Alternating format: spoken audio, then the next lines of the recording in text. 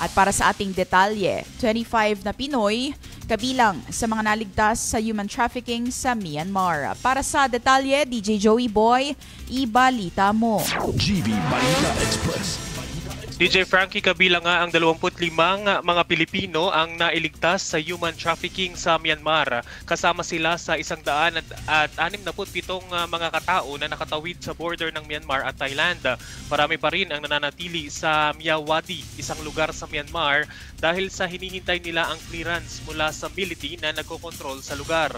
Nitong Oktubre 23 ay nagsagawa ng raid ang Democratic Karen Benevolent Army o DKBA laban sa scam compounds sa KK Park, isa sa pinakamalaking hubs na sangkot sa mga online scams.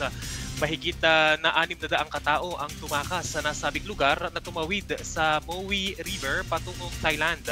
Ang 25 Pinoy ay nakatakas at nakatawid sa ilog ng walang pasaporte.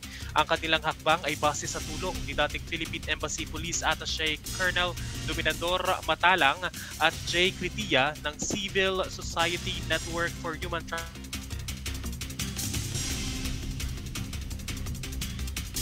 Maps. Para sa GV Balita Express, ito si DJ Joey Boy sa GV 99.9, your good vibes.